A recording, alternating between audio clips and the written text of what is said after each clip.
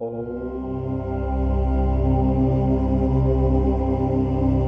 साथियों, आप सभी का आपके यूट्यूब चैनल सनातन धारा में बहुत बहुत स्वागत है। पिछली वीडियो में हमने लाल किताब के 8th हाउस के बारे में विस्तार पूर्वक जाना, जो कि हमारी मृत्यु, कष्ट, सीक्रेट्स, हमारी साधनाओं, अंतर्ज्ञान, हमारी ससुराल पक्ष इत्यादि को दिखाता है। 8th हाउस से हम मृत्यु देखते हैं। जब हमारी मृत्यु होती है तो ऐसा माना जाता है कि चित्रगुप्त हमें सारे जीवन के सारे अच्छे बुरे कर्म दिखाता है। इसमें हमें अपने द्वारा जीवन में किए गए सारे पुण्य, पाप, अच्छे कर्म और बुरे कर्म एक ही साथ कुछ ही पल में आंखों के सामने दिखने लगते हैं और हमें एहसास होता है कि हमने जीवन में कितना पुण्य किया है, या किसी लालच, स्वार्थ या किसी के लगाव से आकर किसी के स्वार्थवश हमने किसी का कितना अनर्थ किया है, कितना पाप किया है। ये सब चीज़ें हमें आंखों के सामने दिखने लगती है और हमें एहसास होता है कि हमने कितने अच्छे कर्म किए हैं और कितने पुण्य कर्म किए हैं और कितने बुरे कर्म किए हैं, और हमें पश्चाताप भी होने लगता है। 8th हाउस हमारी मृत्यु का होता है, जिसके बाद 9th हाउस हमारे पुनर्जन्म का होता है, जो कि हमारे 8th हाउस की स्मृतियों को लेकर के चलता है। हम जैसा कर्म इस जीवन में करते हैं, हमें पुनर्जन्म वैसा ही मिलता है। जब हम दूसरे लाइफ में जाते हैं तो जो हमने अच्छे बुरे कर्म किए हुए होते हैं उसके अनुसार ही हमें अगला जीवन प्राप्त होता है, जो कि हमारे द्वारा किए गए कर्म को दिखाता है। इस वीडियो के माध्यम से हम जानेंगे कि 9th हाउस से हम किन चीज़ों की जानकारी ले सकते हैं। यदि यहाँ पर कोई शुभ ग्रह है और शुभ स्थिति में है, और 9th हाउस में शुभ ग्रह हो तो क्या फल मिलेगा, अशुभ ग्रह हो तो क्या फल मिलेगा, इसके बारे में हम विस्तार पूर्वक जानकारी लेंगे। 9th हाउस हमारे भाग्य, धर्म, गुरु, हमारे इष्ट, पूर्वज, गुरु, हमारी नाभि, जांघ आदि को दिखाता है। यहाँ से हम हमारे माँ बाप के द्वारा कितना सुख मिलेगा इसको भी देख सकते हैं। भाग्य, यदि 9th हाउस हमारा शुभ स्थिति में हो, राशि शुभ स्थिति में हो, शुभ ग्रह हो, शुभ राशि हो, अच्छी डिग्री हो उसकी, तो हमारा भाग्य बहुत अच्छा होता है, हमारा भाग्य बलवान होता है और हमें भाग्य का बल पूर्णतः फल प्राप्त होता है और उसका साथ हमें जीवन पर्यंत मिलता रहता है और हम अच्छी उन्नति करते हैं। फिर आता है धर्म और विश्वास। यदि 9th हाउस में शुभ स्थिति में हो तो हमें धर्म पर भरोसा होता है, हम अपने धर्म को मानते हैं, अपने धर्म रीति रिवाज की पालना करते हैं तथा संस्कारवान होते हैं।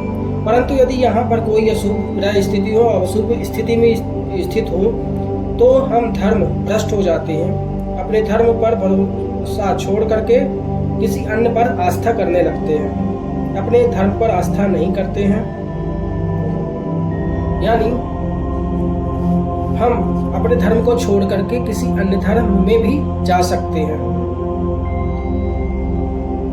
हम अंधभक्त भी हो सकते हैं तथा अपने धर्म भ्रष्ट हो सकते हैं, अपने धर्म को छोड़ सकते हैं और हम दूसरे धर्म को मान सकते हैं। हम अपने घर के रीति रिवाज, संस्कार को छोड़ सकते हैं यदि यहाँ पर अशुभ ग्रह स्थित हो।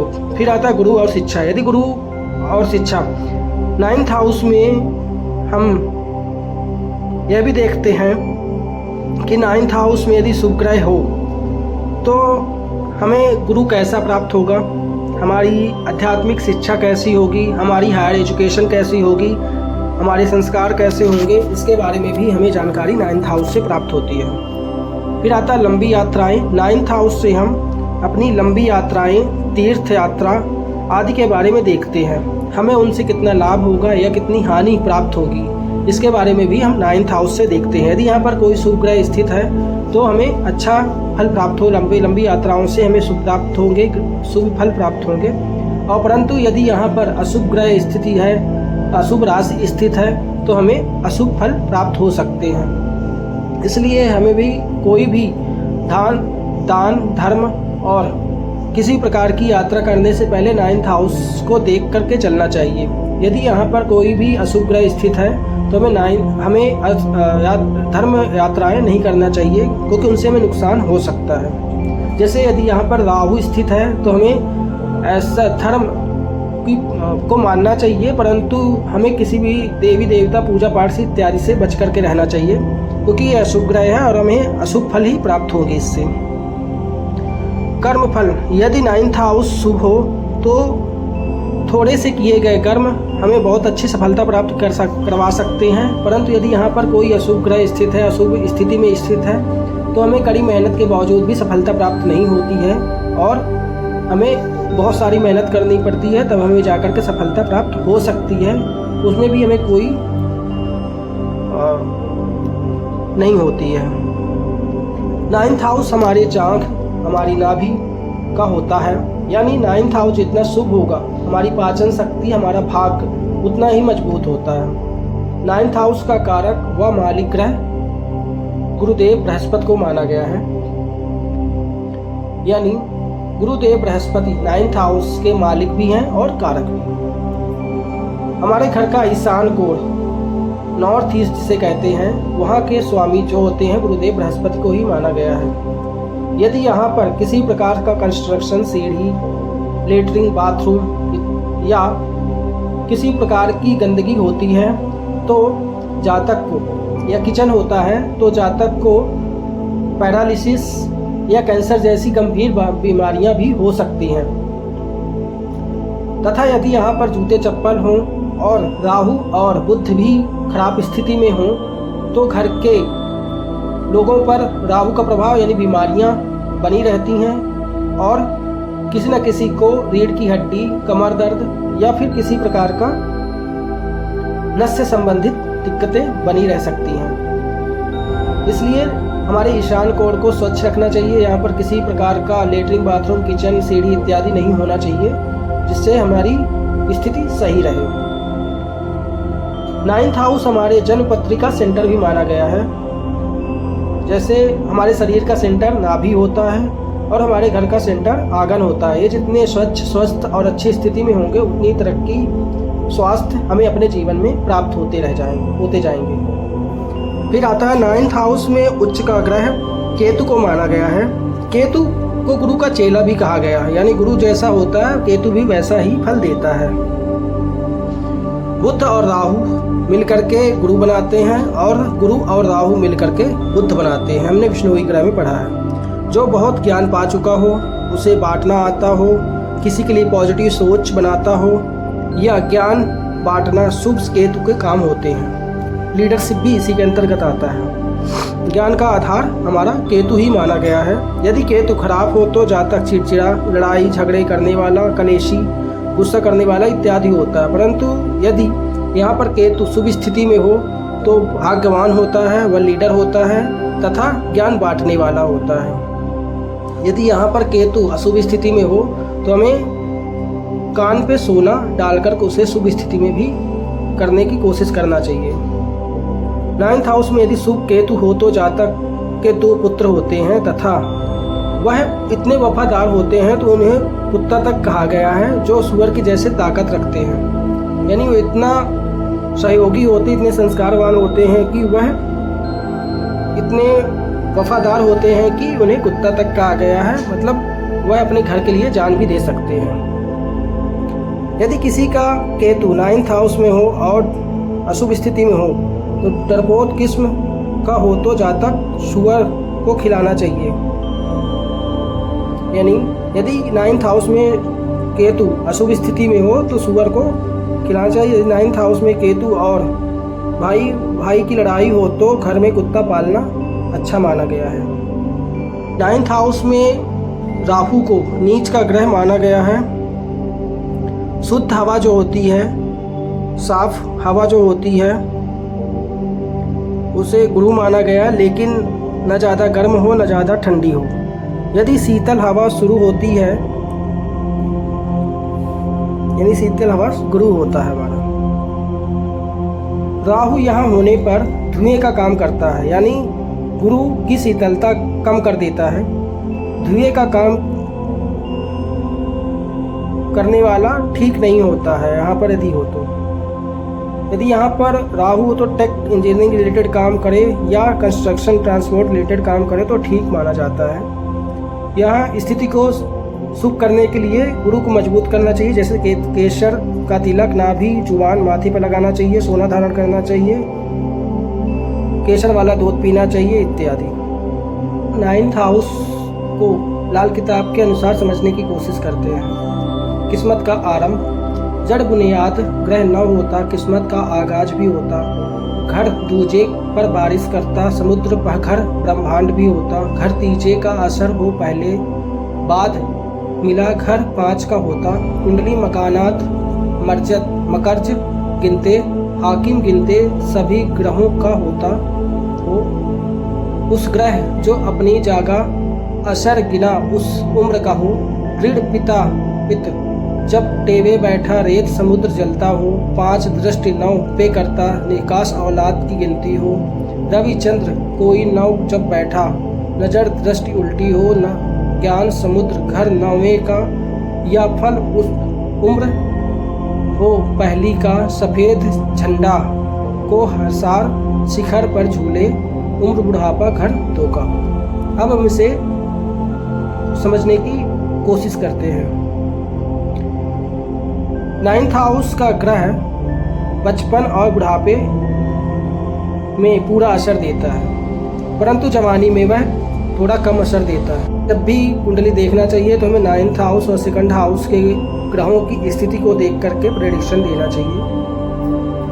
9th हाउस में जो भी ग्रह हो और 3rd हाउस में कोई भी ग्रह हो तो वह 9th हाउस के ग्रह को जगा देता है, यानी दृष्टि के थ्रू 9th हाउस को एक्टिवेट कर देता है। और 5th हाउस में ग्रह हो तो या 3rd और 5th दोनों में ग्रह हो तो 9th हाउस को एक्टिवेट कर देते हैं, या शुरू से ही 9th हाउस एक्टिवेट होता है यदि 3rd या 5th हाउस में कोई भी ग्रह बैठा हुआ हो तो। जन्म कुंडली का सोया हुआ ग्रह वह जब 9th हाउस में जिस वर्षफल पे में आता है, यदि मंगल हुआ तो उससे 2 8 गुरु 16, सूर्य 22, चंद्र 24वें साल, शनि 36वें, केतु 28, राहु 4th हाउस में 2-4 साल तक उसका असर होता है यदि 2nd हाउस सोया हुआ हो। अगर पितृ ऋण कुंडली में हो तो जातक का भाग साथ नहीं देता है। 5th हाउस 9th हाउस में दृष्टि डालता है, परंतु सूर्य या चंद्र 9th में हो तो उल्टी दृष्टि से 5th को देखते हैं, यानी यदि 9th हाउस में सूर्य और चंद्र हो तो वह 5th हाउस को उल्टी दृष्टि से देखते हैं और उसका असर डालते हैं। पहले के उम्र में 9th हाउस में जो ग्रह हो वह बच्चियों का ज्ञान और हुनर देता है। बच्चा ज्ञान किस चीज़ का अर्जित करेगा वह 9th हाउस से देखते हैं। 9th हाउस के ग्रह शुभ हो तो बात जल्दी समझ में आती है, वहीं बात मान जाता है। यदि गलत स्थिति में हो तो और गलत बात हो तो उसे छोड़ देता है, और यदि अशुभ स्थिति में हो तो वह हठी क्रूर इत्यादि हो सकता है। 9th हाउस का ग्रह बुढ़ापे में जैसा होगा वैसा असर देता है, यानी 9th हाउस का ग्रह बचपन में बहुत अच्छा असर देता है और बुढ़ापे में बीच जवानी में थोड़ा कम असर देता है। जैसे खराब शनि बुढ़ापे में भूलने की बीमारी, अपनी बात मनवाने वाला, बात न मानने वाला, हठी, घर वालों से लड़ने वाला होता है। और राहु हो तो ज्ञान देने की बीमारी होगी उसमें, यानी बुढ़ापे में वह ज्ञान देगा राहु हो तो। 2nd हाउस को जगाना हो तो चावल या मिश्री का दान देना चाहिए। 9th हाउस को जगाने के लिए मंदिर का स्थान को माना गया है, जैसे 9th हाउस, 2nd हाउस और 11th हाउस को मंदिर का स्थान माना गया है। 9th हाउस को घर में स्थापित करने के लिए घर के मध्य में उत्तर दिशा की दीवार में उस ग्रह की वस्तु को टांगना चाहिए, जिससे 9th हाउस स्थापित हो जाता है। दूध चंद्र को चांदी के बर्तन में चावल पानी, सूर्य हो तो तांबे की थाली में गुड़ गेहूँ, मंगल हो तो तांबे के लोटे में शहद, गुरु हो तो हल्दी की गांठ, केसर, चने की दाल इत्यादि को रखना चाहिए। केतु हो उत्तर दिशा में 3 कलर का दीवार में रंग करवा देना चाहिए, जिससे कि 9th हाउस का ग्रह वहाँ पर स्थापित हो जाता है। नीचे लिखा है किस्मत का प्रारंभ खाना नंबर 9 का ग्रह है, यानी वही है कि स्टार्टिंग हमारी 9th हाउस से होती है। खाना नंबर 9 जब 3, 5 खाली हो तो 2 का मरफत जाग पड़ेगा, यानी 3, 5 खाली हो तो सेकंड हाउस के अनुसार होगा। जब खाना नंबर 3 सोया हुआ हो तो 3 साल की उम्र के बाद असर देगा। कुंडली का सोया ग्रह जब कभी वर्षफल 9th में आने पर जाग पड़े तो वह अपनी उम्र और अपने उम्र के जमाने तक नेक असर देगा। मसलन सूर्य 8 नंबर पे हो 22 साल की उम्र में, 22 साल यानी 44 साल की उम्र तक नेक असर देता है। सूर्य हो तो 22 साल की उम्र तक नेक असर देता है। यदि असर जन्म कुंडली के 9th हाउस वाले बाकी ग्रहों का नंबर 9 में आने से होगा। मंगल नंबर 2 पे हो तो 28 से 28 यानी 28 से 28 56 साल की उम्र तक होगा असर। बृहस्पति 2 में हो तो 16 से 16 मतलब 16 साल से स्टार्टिंग हो जाएगी उम्र के और 16 साल आगे तक चलेगा। सूर्य नंबर 8 पे हो तो 22 से 22 यानी 22वें साल स्टार्ट होगा और 22 साल आगे तक चलेगा।